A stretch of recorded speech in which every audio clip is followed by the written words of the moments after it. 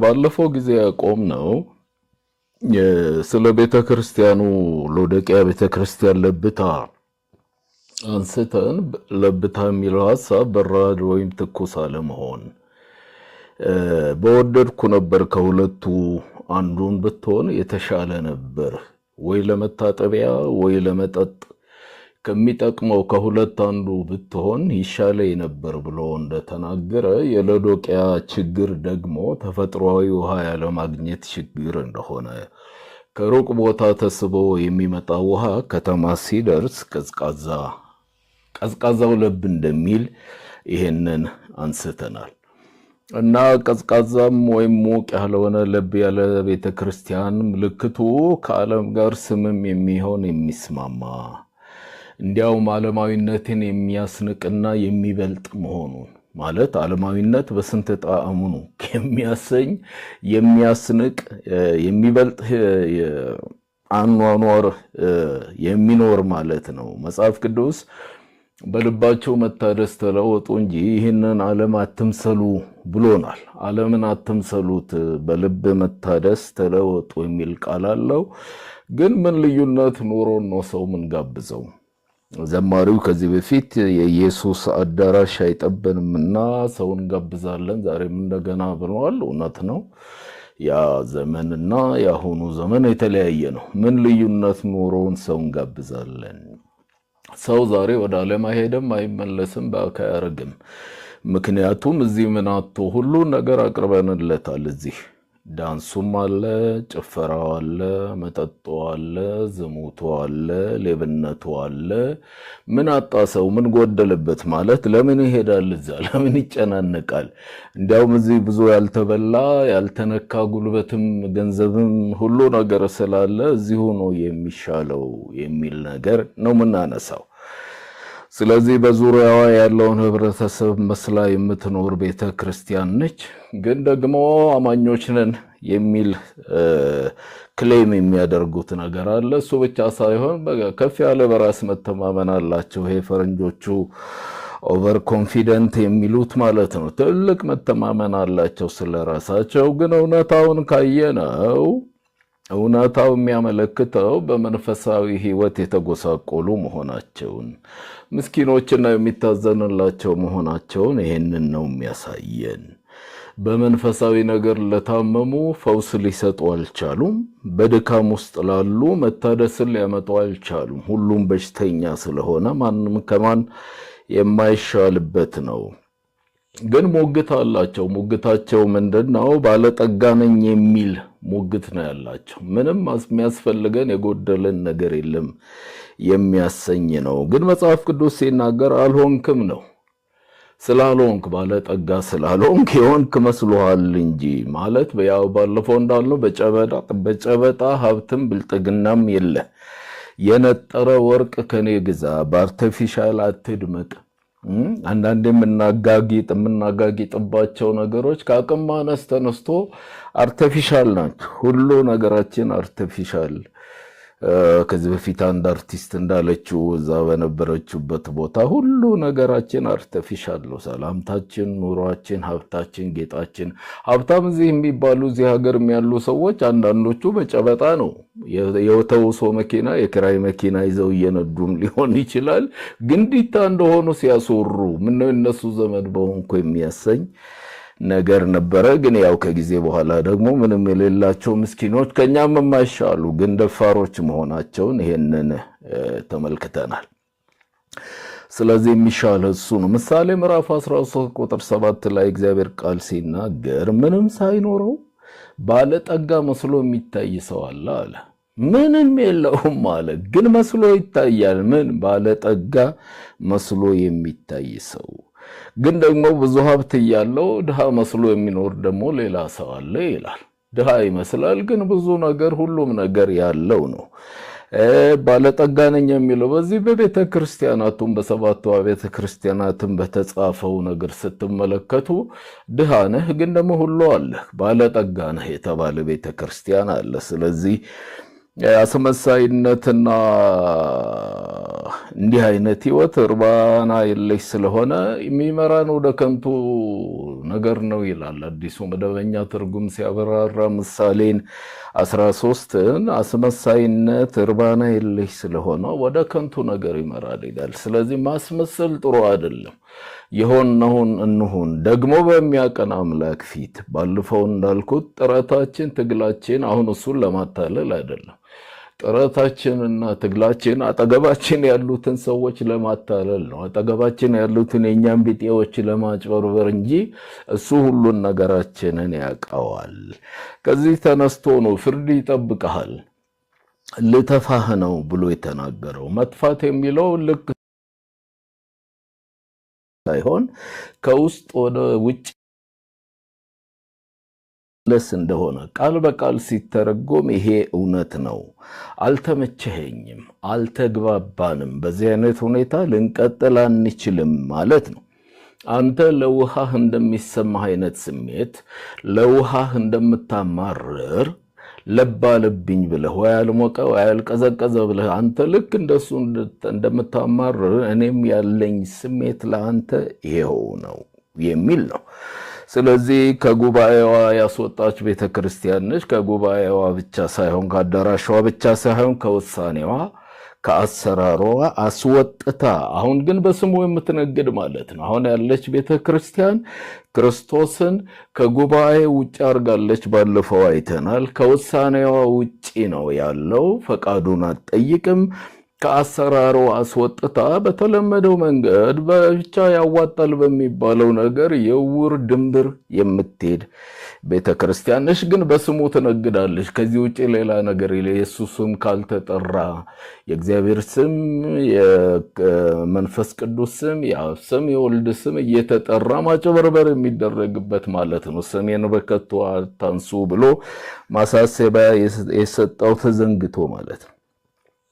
ቤተክርስቲያኑ ሕያው ነኝ ብሎ እንዲያስብ ምንድነው የገፋፋው? ምንድነው ምክንያት የሆነው? ምንድነው ያደረገው የሚል አነሳንና ተግባራቱ ናቸው።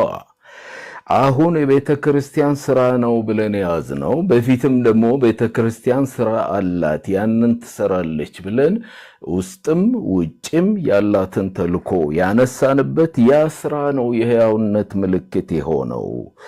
ያሳተው እሱ ነው።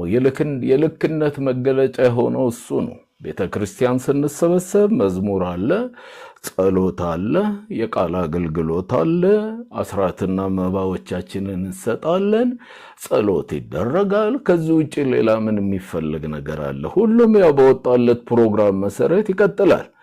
ከዚህ ተነስቶ ነው ያሳሳተን። እነዚህ የሃይማኖት መልኮች ናቸው። የሃይማኖት ቅርጾች ናቸው። የሃይማኖት አይነቶች ናቸው። ይዘት አይደሉም። ፎርም አውትዋርድ አፒራንስ ናቸው። በውጭ የሚታዩ የሚገለጡ ነገሮች ናቸው እንጂ ውስጣችንን ወይም ኢንዋርድ የሆነውን ነገር የሚያመለክቱ አይደሉም። ከዚህ ተነስቶ ነው እየሳትን ያለ ነው የሚል ነገር አንስተን ሃይማኖተኛ ይመስላሉ። ምክንያቱስ ቅድም እንዳልኩት ወደ ቤተክርስቲያን ይሄዳሉ። የሚያወሩት መንፈሳዊ ቋንቋ ነው። የቤተክርስቲያን የሚባል ቋንቋ አለ አይደለም? ጌታን መጥራት፣ ስሙን መጥራት፣ ሃሌሉያ ማለት ደግሞ ሌሎች ነገሮች አሉ። ሲበሉ ጸልየው ይበላሉ፣ ይመገባሉ። ሲገናኙም በጌታ ፍቅር ይሳሰማሉ። ሃይማኖታዊ ስርዓት ይፈጽማሉ፣ ይጸልያሉ፣ ይጾማሉ፣ ይዘምራሉ። ከዛ ውጭ ግን ምንም ነገር የለም። መልክ ብቻ መስሎ መታየት ብቻ ነው የሚል ያነሳ ነው ባለፈው። እና የጎደለው ምንድነው ብለን ስንል የአምልኮት መልክ አላቸው፣ ኃይሉን ግን ክደዋል። የተካደ ኃይል አለ። ዲናይንግ ኢትስ ፓወር ነው የሚለው። በቃ የካዱት ነገር ቢኖር የሌለ ነገር ቢኖር ያ ኃይል፣ ያ ቁልበት፣ ያ አቅም የእግዚአብሔር ኃይል፣ እግዚአብሔር አቅም፣ እግዚአብሔር ጉልበት ነው የሌለበት። ምክንያቱም ጳውሎስ በሮሜ ምዕራፍ 1 ቁጥር 16 ላይ ሲናገር በወንጌል አላፍርም ይላል።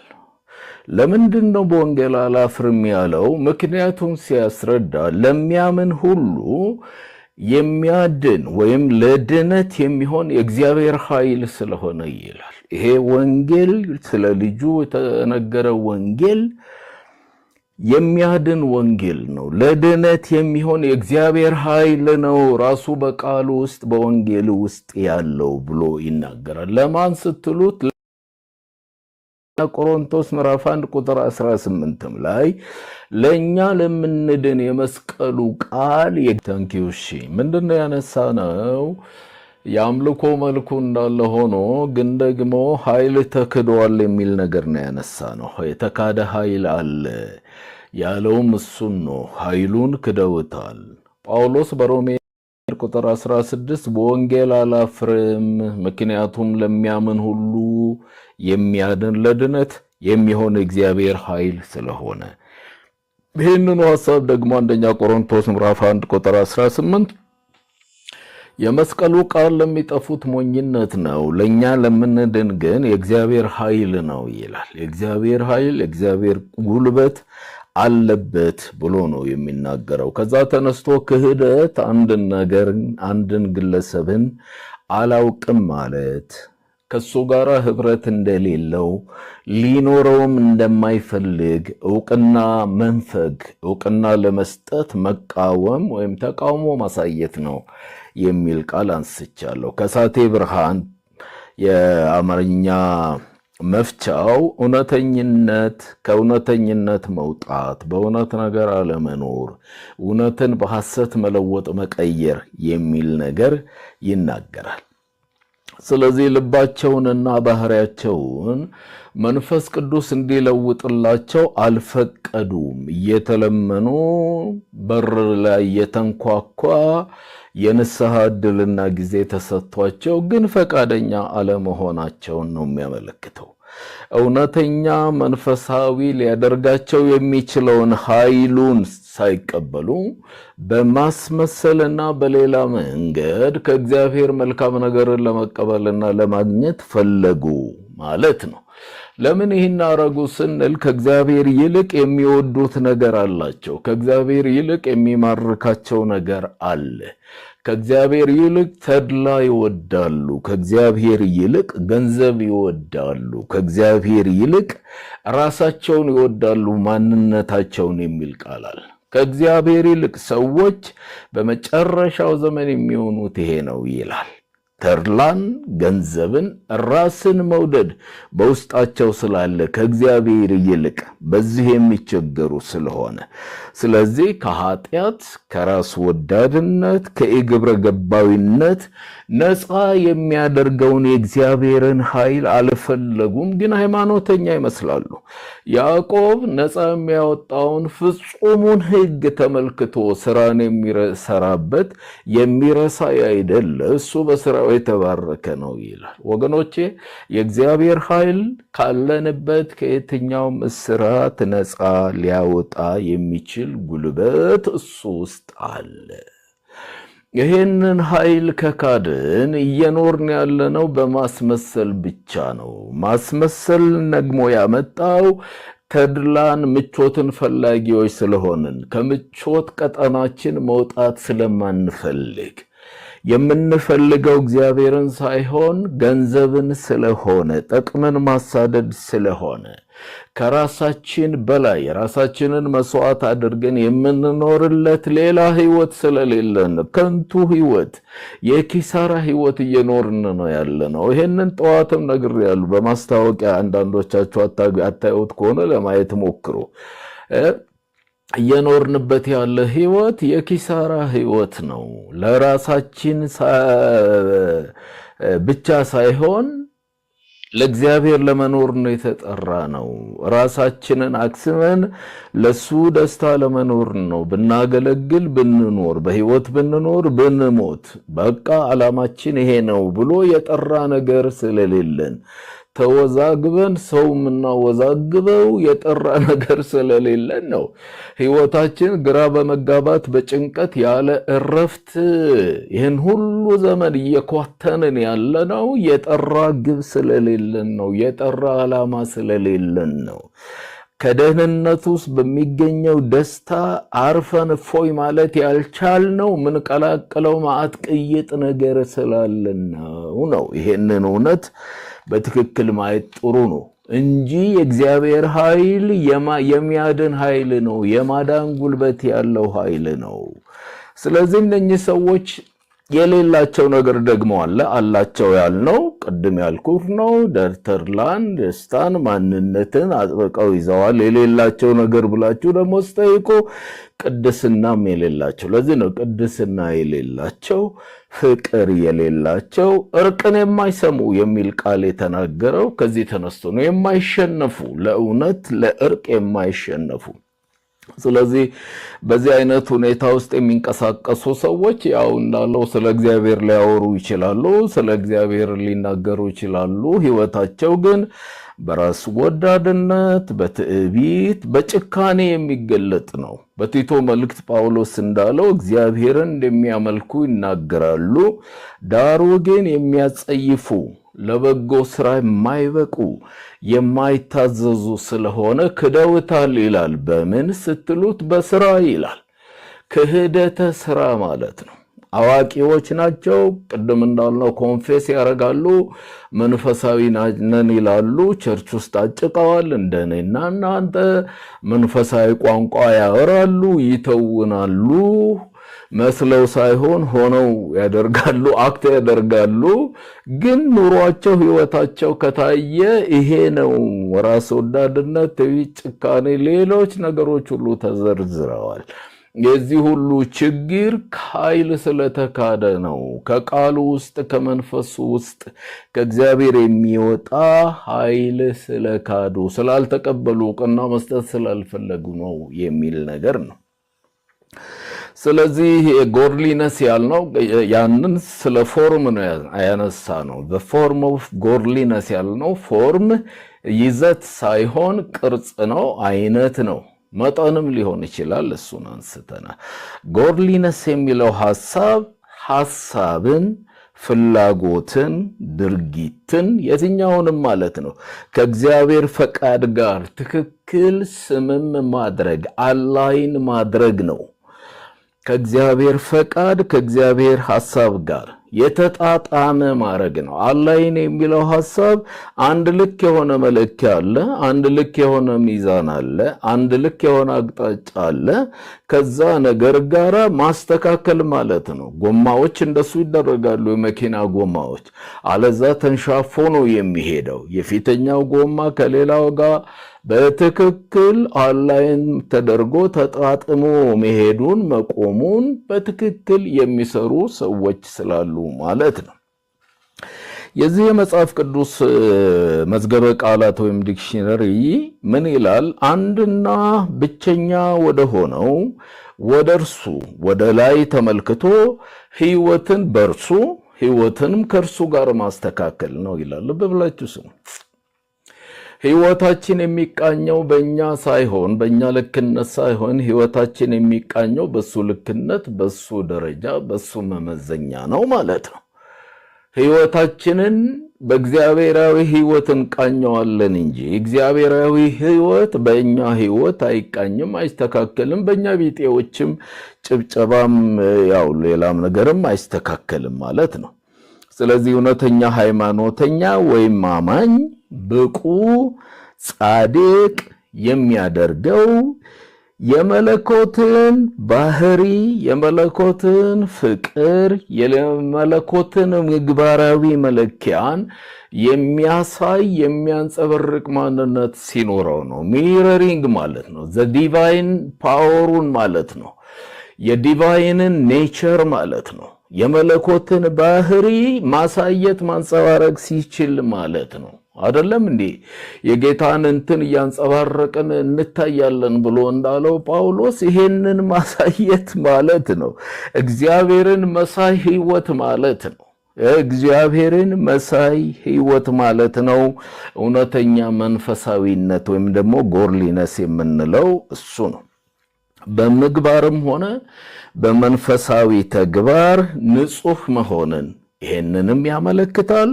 ድግግሞሽ ከሚበዛባቸው ጥቅም ቢስ ከሆኑ የሰርግ ተግባራት ወጥቶ እውነተኛ ወደሆነ ስነ ምግባራዊ ሕይወት መመለስ ማለት ነው። ያ ምንድነው? አክብሮት፣ ርህራሄ፣ ትዕግስት፣ ፍቅር፣ ደግነት ወደ ሆኑት ነገሮች መምጣት ማለት ነው። ካራክተር ኤንድ ኮንዳክት ማለት ነው። ባህሪያችንም ከሌሎችም ጋር ያለንም ግንኙነታችን የጠራ ትክክለኛ ሆነ ማለት ነው። እውነተኛ መንፈሳዊ ሕይወት ብለን ስናወራ ማለት ነው። ከዚህ ተነስቶ ከልብና የልብ ውስጣዊና እውነተኛ ነገር ነው። እውነተኛ መንፈሳዊነት ከውስጥ ነው፣ ከልብ ነው፣ የልብም ነው። ለእግዚአብሔርም የሆነ የጠለቀ ፍቅር ማለት ነው። ከዚህ ተነስቶ ነው መንፈሳዊ እውነተኛ መንፈሳዊነት አለ የምንለው።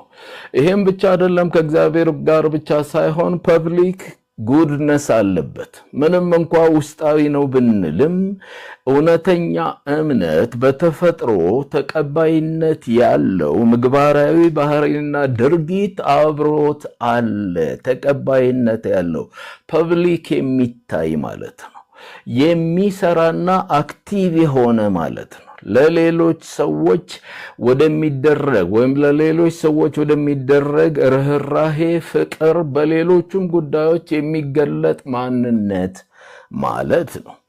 የጋን ወይም የእንቅብ መብራት ሳይሆን በቤት ላሉት ሁሉ የሚያበራ መቅረዝ ላይ የተቀመጠ ማንነት ማለት ነው። በቤት ላሉት ሁሉ የሚያበራ ልክ በተራራ ላይ ያለች ከተማ አትሰወርም እንዳለ የማይሰወር የተገለጠ ማንነት ማለት ነው መንፈሳዊ ሕይወት። ከየት እንቅዳው? ከየት ይቀዳል ስንል ጴጥሮስ ይሄንን ነግሮናል። ሁለተኛ ጴጥሮስ ምዕራፍ 1 ቁጥር 3 መንፈሳዊነት እውነተኛ መንፈሳዊነት የሚቀዳው ከየት ነው ካልን ከየት እንቀዳዋለን? ከመለኮት ነው የሚቀዳው።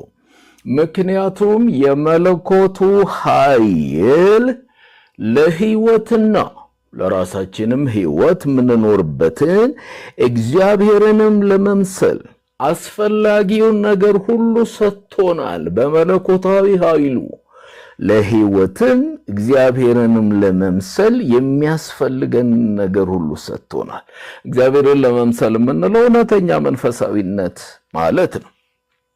ይህን በምን አገኘ ነው ስንል እርሱን በማወቅ የሚል ቃል ተናግሯል ጴጥሮስ። እርሱን በማወቅ ማንን? በገዛ ክብሩና በበጎነቱ የጠራንን መለኮትን በማወቅ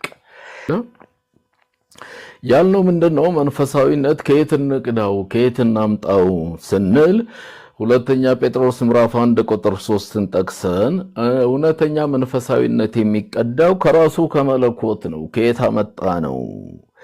የመለኮቱ ኃይል ለሕይወትና እግዚአብሔርን ለመምሰል አስፈላጊ የሚሆነውን ነገር ሁሉ ሰጠን። እሱ ምንም የኛ ጥረት የኛ ተሳትፎ ሳይደበለቅበት ይህንን ሕይወት ለመኖር የሚያበቃንን እውነተኛ ማንነት እሱ ሰጠን። በምን ስንል እርሱን በማወቅ እሱን ስላወቅን። እሱን እንዴት አወቅን? በገዛ ክብሩና በበጎነቱ ስለጠራን ከዛ ሰማያዊ ጥሪ ተካፋዮች ስለሆነን አስፈላጊውን ነገር ሁሉ ሰጥቶናል። ምን አጎደለብን? ምንድነው የቀረ ነገር ያለ? ባለፈው ስለ እግዚአብሔርን ወይም ስለ መምሰል ስናወራ በሌላ ትምህርት ላይ ልጆቻችን እኮ በመጨነቅ እኛን አልመሰሉም። ልጆቻችን የእኛን ዘር በመካፈል ነው እኛን የመሰሉት። የተቀላቀለ ነገር ከሌለ በስተቀረ እኛን እንዲመስሉ በገጽታቸውም በባህሪያቸውም በጠባይና በሌላ ነገራቸውም እኛን እንዲመስሉ ሆነው የተሰሩት ከዘር የተነሳ ነው ብለን አንስተናል። ስለዚህ ዘሩ ከእግዚአብሔር የተወለደ ኃጢአት አያደርግም ይላል። ለምን ስትሉ ዘሩ በእርሱ ስለሚኖር ማለት ኃጢአት ማድረግ የሚለውን ሐሳብ አለመጽናትን በኃጢአት አለመኖርን ተስማምቶ እዛ ውስጥ አለመክረምን የሚያመለክት መሆኑን አይተናል። ስለዚህ ከእግዚአብሔር ተወለድን ካልን ግዴታ ነው፣ እሱን መምሰል ግዴታ ነው። ያንን የሚያደርገን ያ በውስጣችሁ ያለው ዘር ነው። ለዚህ ነው በውስጣችሁ የተተከለውን ዘር በየዋህነት ተቀበሉት ወይም ቃሉን ተቀበሉት የተባልነው ከዚህ ተነስቶ ነው። አልመስልም ማለት እንዴት ይቻላል? አልሆንም ማለት እንዴት ይቻላል? ያንን መከልከል ያንን መገደብ እንዴት ይቻላል የሚል ነገር ነው ያነሳ ነው። ስለዚህ ይሄ አሁን የምንለው እንቀዳበታለን የምንለው ሐሳብ በክርስቶስ ማንነት ላይ መሰረቱን ማዕከሉን ያደረገ ነው። መንፈሳዊ ህይወት ብለን ስናወራ ይሄንን እግዚአብሔርን መሳይ ህይወት ብለን ስንነጋገር መሰረቱን ያረገው በክርስቶስ ማንነት ላይ ነው። ማዕከሉን ያረገው በክርስቶስ ማንነት ላይ ነው። ጋድ ሴንተርድ ነው። በእግዚአብሔራዊ ማንነት ላይ የቆመ ነው።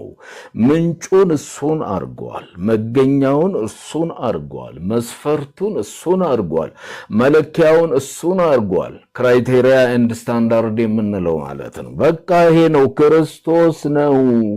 በሱ ማንነት ላይ ነው የተመሰረተው። ይሄንን መንፈሳዊ ህይወት የምንቀዳው ከግለሰብና ከተቋም በመኮረጅ አይደለም፣ የሚኮረጅ አይደለም። ከዚህ ከምንጭ ጋር በተገናኘ እውነት ነው። ለዚህ ነው ሲናገር የእግዚአብሔር ቃል በአንደኛ ጢሞቴዎስ ምዕራፍ 3 ቁጥር 16 ላይ እግዚአብሔርን የመምሰል ምስጢር ታላቅ ነው ብሏል። ምንም ጥርጥር ግራ መጋባት የሌለበት እግዚአብሔርን የመምሰል ምስጢር ታላቅ ነው። የእውነተኛ መንፈሳዊነት ምስጢር ትልቅ ነው ብሎ ወዴት ነው የሚጠቁመን? ወደ ክርስቶስ ነው የሚጠቁመው። በሥጋ የተገለጠ በመንፈስ የጸደቀ ለመላእክት የታየ በዓለም የታመነ በክብር ያረገ ብሎ ምንጩ ይኸውላችሁ ብሎ እዚህ ሆኖ ያስቀመጠን ወገኖቼ፣ ለዚህ ቤተክርስቲያን ከኔ ግዛ ብሎ ደጋግሞ የተናገረው ልብስህንም መኳያህንም ወርቁንም ከኔ ግዛ ብሎ የተናገረው ያለ ምክንያት አይደለም። ምክንያቱም መገኛው ሌላው ነገር አርቲፊሻል ነው ብለናል። ከኔ ተማሩ ብሎ ስላለ የምንማረውም ሁሉ ነገር ያለው ከእርሱ ጋር ነው። የሚገርመው ነገር ግን ኤርምያስ በምዕራፍ 2 ቁጥር 13 ላይ ህዝቡ አደረገ ብሎ ከተናገረው ሁለት ክፉ ነገሮች ወይም ሁለት ኃጢአቶች መካከል የመጀመሪያው ጉዳይ እኔን የሕያውን ምንጭ ትተዋል። ስፕሪንግ ኦፍ ላይፍ ሊቪንግ ዋተር ነው የሚለው።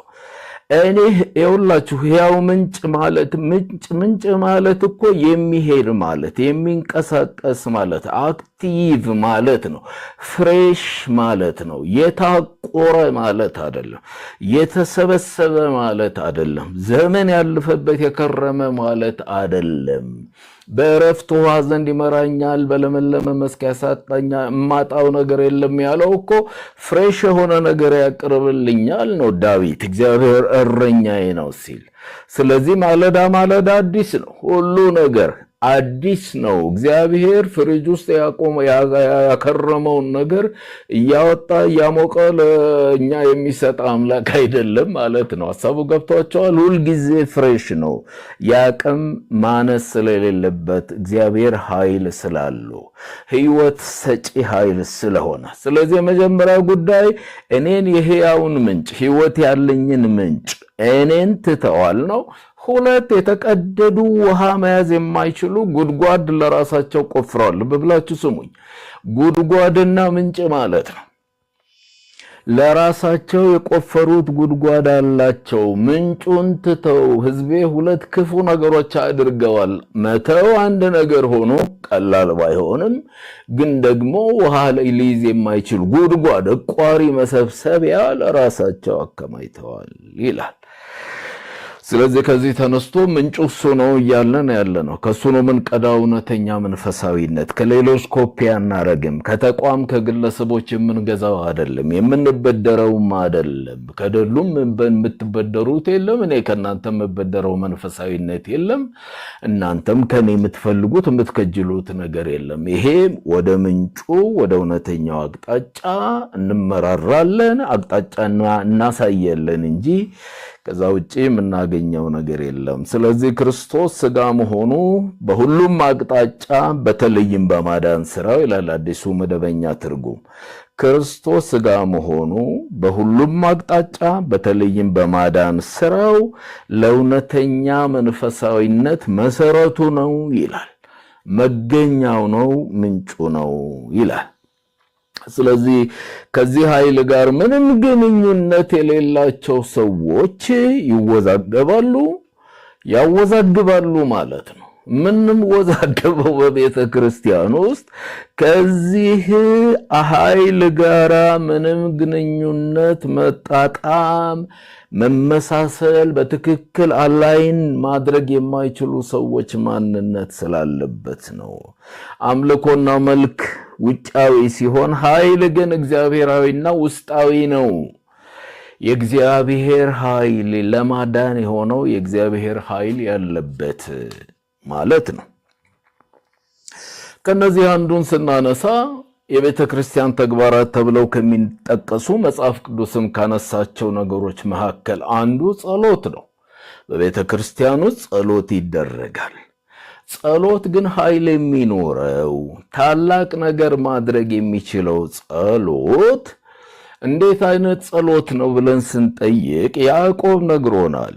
የጻድቅ ሰው ጸሎት በስራዋ እጅግ ኃይል ታደርጋለች፣ ጉልበት አላት፣ አቅም አላት፣ መናኛ አይደለችም ያለው ከጽድቅ ጋር ሲሆን አንድ ጻድቃን ሲጸልዩት ትክክል የሆኑ ሰዎች ቅድም ያልነው ነው። ሌላ ነገር አላወራንም። ቅድም ያልነው መንፈሳዊ ሕይወታቸው በትክክል ከምንጩ ጋር ስምም ከሆነው ከእርሱ ጋር ተስተካክሎ ያሉ ሰዎች ሲጸልዩት ነው የሚያመጣው ለውጥ የሚያመጣው ብሎ ይናገራል። ምሳሌ ያነሳል። የጸለየ ሰው አለ።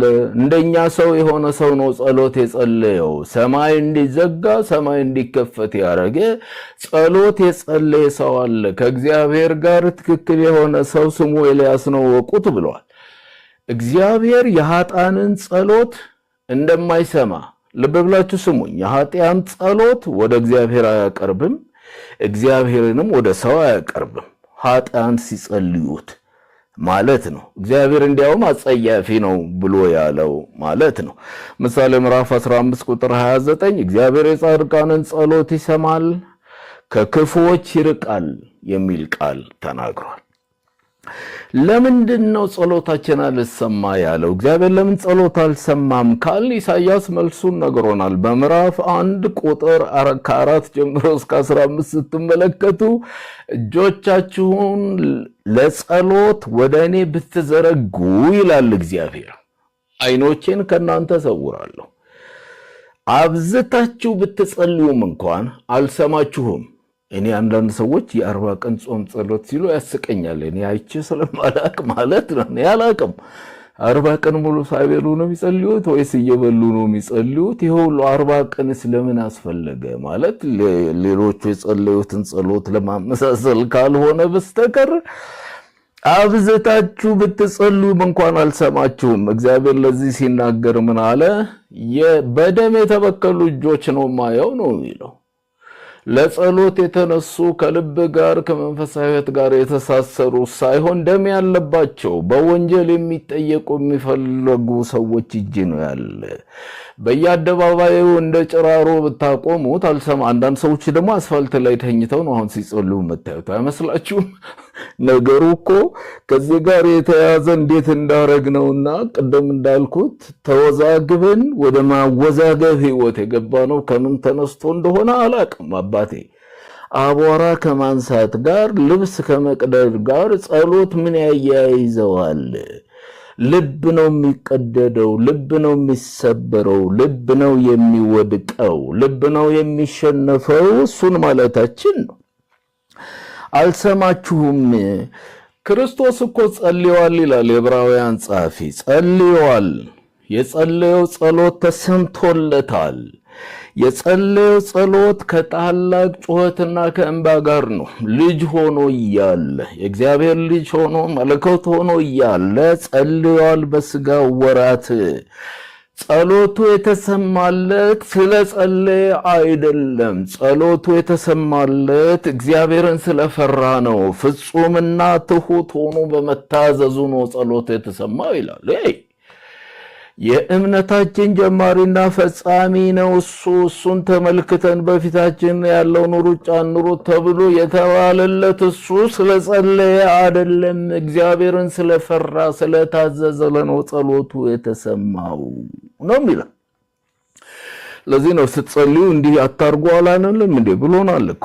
በመናገር ብዛት መሰማት ያለ የሚመስላቸው ሰዎች አሉ አለ። አሕዛብ ስለተናገሩ ረጅም ጸሎት ይኸውላችሁ። እኔ አንዳንድ ጸሎት መንቻካ ጸሎት ገጥሟችሁ አቅም እንዴ? መንቻካ ጸሎት ማለቂያ የሌለው ጸሎት ማለት ቋቅ ቋቅ የሚላችሁ ጸሎት ተካፍላችሁ እኔም ስጸልይ ሌሎችም ሰዎች ሲጸልዩ ሊሆን ይችላል።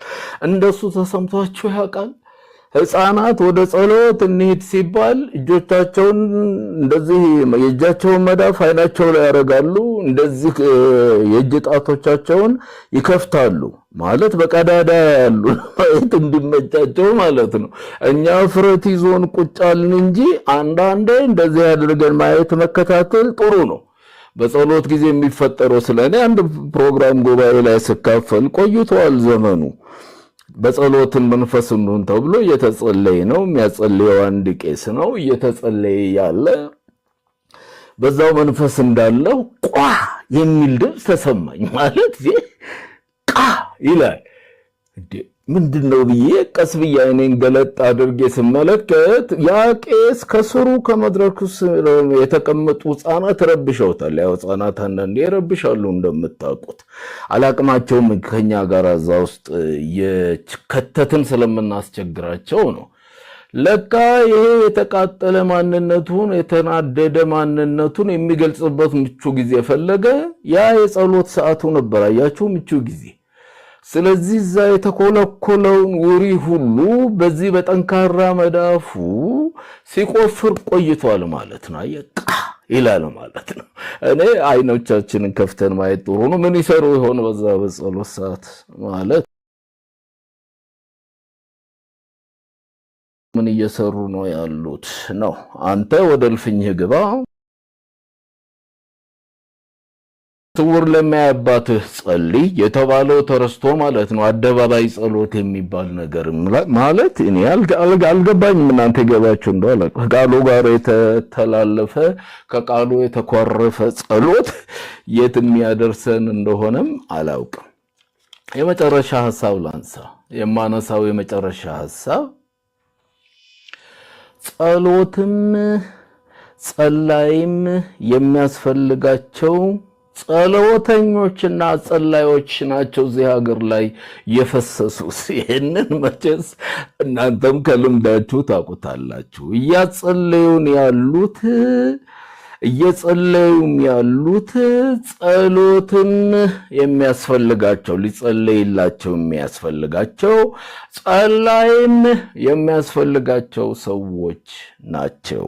ይሄንን መቼ ምስክሮች ትሆናላችሁ? ለአንዳንድ ሰው እኮ ይሄ እኮ ሰውዬ መጸለይ ያልነበረበት ሊጸለይለት ነበር የሚገባው የሚባሉ ህይወቴን፣ ኑሮዬን፣ ትዳሬንም አይታችሁ ኑሯቸውን፣ ህይወታቸውን፣ ትዳር የሚኖሩትን የኪሳራ ህይወት የምኖረውን የኪሳራ ህይወት እያያችሁ ለእኔ ጸሎት ነው የሚያስፈልገኝ ማለት የሚገባቸው ሰዎች ናቸው ሊጸልይላችሁ እጆቻችሁን ልጫን የሚሉት።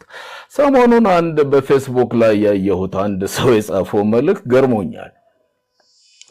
እሱን ተናግሬ ያቆማለሁ። መልእክቱ ምንድነው? ሰውየው ጻፈው ጓደኞቼ ቤት በእንግድነት ሄድኩ አለ። በእንግድነት ነው የሄድኩት አለ። ግን ሲሄድ እነሱ ወደ ቤተ ክርስቲያን ለመሄድ እየተዘጋጁ ነው አለ። እሱ ያንን እምነት የሚከተል ሰው አይደለም እና ጨቀጨቁት። ካልሄድን ቤተክርስቲያን ና ግድ የለህም ዛሬ ከኛ ጋር ሄዶ ወደ ጌታ ቤት አሉት። እንዲያውም ሚስትየዋ አዲስ አማኝ ነች። ያው ከጳጳስ ይበልጣል ይባል የለም አዲስ አማኝ እኔ ነኝ ብላ ደግፋ ያዘችው ሰማዩንም እሷ የምትመስል ሴት ነው። የግድ አለችኝ አለ። ስለዚህ ተያይዤ ቸርች ገባሁ። እንግዳ ነው ለእኔ ሁሉም ነገር ማየው እንግዳ ነው አለ። ከዛ በኋላ ጸሎት ተጀመረ። ሰው ሁሉ በየፊናው ይጸልያል አለ። እቺ ይዛኝ የሄደችት ብድግ አለች አለ ለመጸለይ እና ስትጸልይ መታ ጭንቅላቴ ላይ እጇን አርጋ ነው የምትጸልየው አለ። ከዛ በኋላ ሰው ሁሉ እየሰማት ሰው ሁሉ እያያት ትጸልያለች።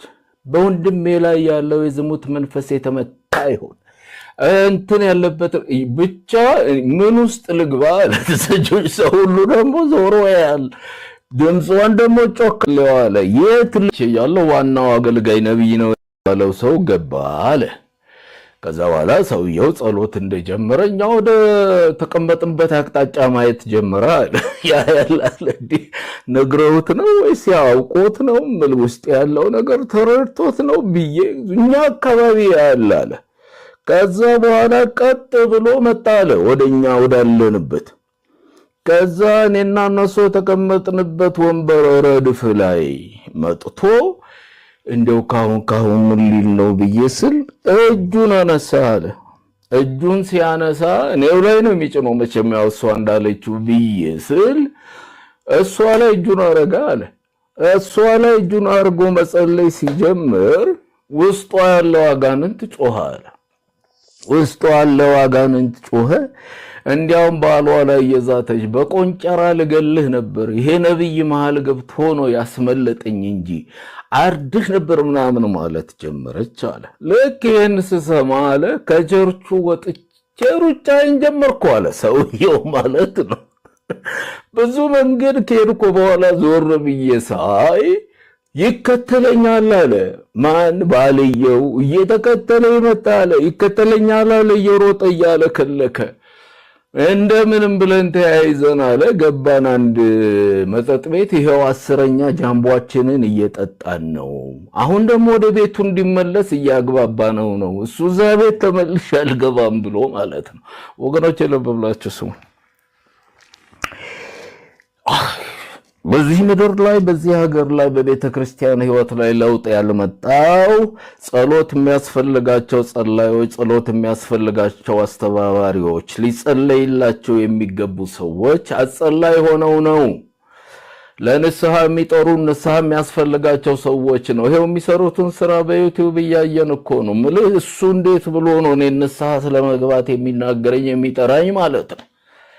በስተርጅና እንኳን የማያድቡ በስተርጅና እንኳን የማይመለሱ ሰዎች ወገኖቼ፣ በዚህ አይነት የምናመጣው ለውጥ የለም። በሚቀጥለው ሳምንት ጌታ ፈቃዱ ሆነ ከኖርን እንቀጥላለን ማለት ነው።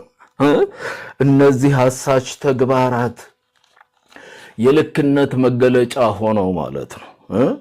የልክነት መገለጫ ተወዛግበናል። እያወዛገብንም እየተወዛገብንም ነው ያለነው። እግዚአብሔር ምሕረት ያርግልን። ጸሎት እናርግ።